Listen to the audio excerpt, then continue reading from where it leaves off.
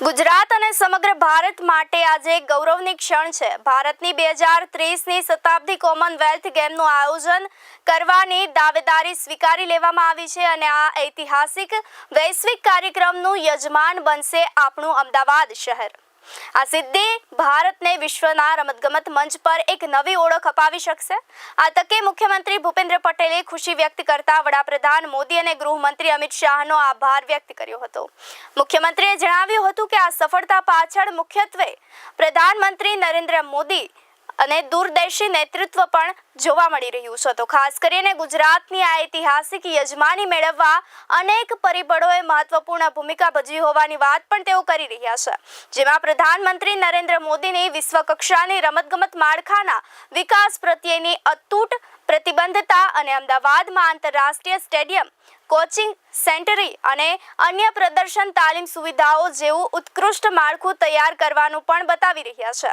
તો કેન્દ્રીય મંત્રી અમિત શાહનું સતત માર્ગદર્શન અને અડગ સમર્થન પણ સિદ્ધિમાં નિર્ણાયક સાબિત થઈ હોવાની વાત તેઓ કરી રહ્યા છે. તો આયોજનથી ગુજરાત વૈશ્વિક રમતગમત નકશા પર મજબૂત સ્થાન મેળવી શકે છે.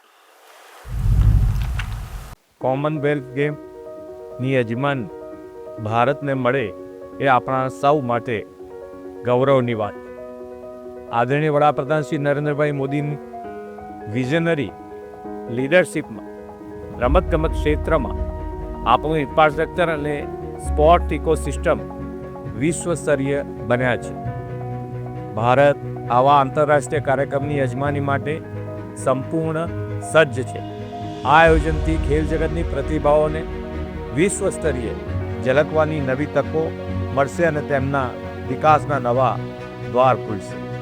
આ પહેલ રાષ્ટ્રીય સ્તર પર માનનીય વડાપ્રધાન શ્રી નરેન્દ્રભાઈ મોદીએ વિઝન સાથે જોડાયેલી છે, જે યુવા સશક્તિકરણ અને સ્પોર્ટ્સ ઇન્ફ્રાસ્ટ્રક્ચરમાં ભારતની વૈશ્વિક છબી બનાવવા માટેની પ્રતિબદ્ધતા છે.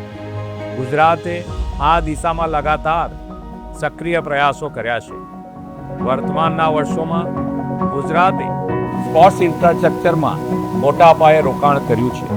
ભારતમાં કોમનવેલ્થ ગેમ્સના આયોજનથી ખેલ સુવિધાઓના વિસ્તાર થવાની સાથે યુવા અને ખેલાડીઓને તાલીમ, રોજગાર અને આંતરરાષ્ટ્રીય અનુભવ મળશે.